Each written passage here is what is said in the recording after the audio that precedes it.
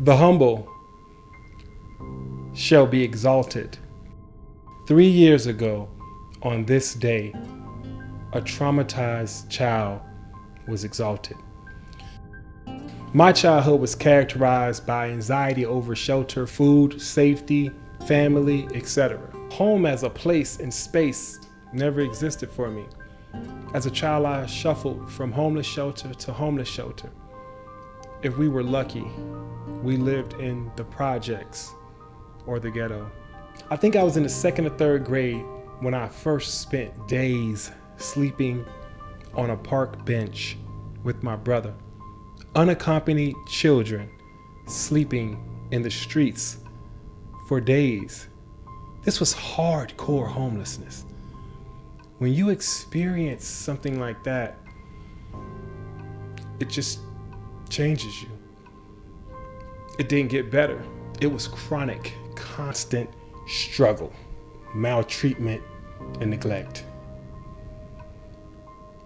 Witnessing things that no child should ever see, hear, or feel. You could live 10 lifetimes and never see half the things I saw before age 12. By 13, I suffered from suicidal ideation and depression. I had night terrors. Even my daydreams were nightmares. My only opiate was creativity. I spent some time in Fort Greene, Brooklyn during the spring of '97, where I was infected by the tail end of the artistic epidemic known as the Brooklyn Boheme. I found refuge in music, film, drama, and lyrics. I routinely practiced improvised rap poetry and songwriting. I was enormously talented. Unfortunately, very few saw value in the art produced by such a pathetic and dreadful existence, coupled with a decapitated confidence. The art was equally as vulnerable as the artist.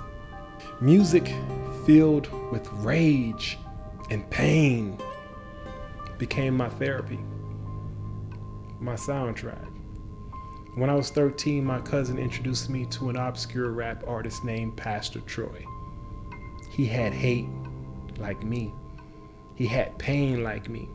He suffered from suicidal ideation like me. He felt like a loser like me. Track 11, Living Today Through. That song probably saved my life. I spent many days and nights listening to that song over and over and over. 18 years later, thanks to a compilation of earth angels and kind-hearted people, as well as my own heart drive and grit, I was slated to be hooded as Dr. Johnson. Nearly 100 people, including family members, fraternity brothers of Phi Beta Sigma, professors, friends, supporters, and my own students, they all gathered together in the president's ballrooms at the University of Florida Alumni Hall to celebrate the accomplishments of that same child who thought his life was not worth living. It was a miraculous elevation. I crossed the stage to be hooded. 100+ kingmakers roared. A child from a homeless shelter who failed kindergarten shook the O-Dome at UF. That night, to celebrate, I raised money to feed the homeless. And there was only one artist in the whole world who could encapsulate the moment. Micah LeVar Pastor Troy.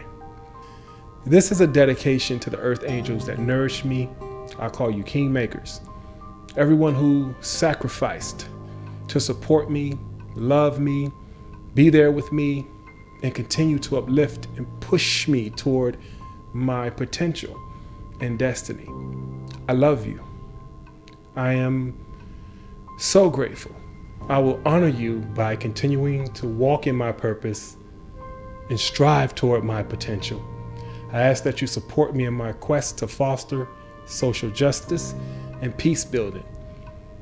You may find me at Dr. Micah Johnson on all platforms. One word, no spaces, no abbreviations. We ready.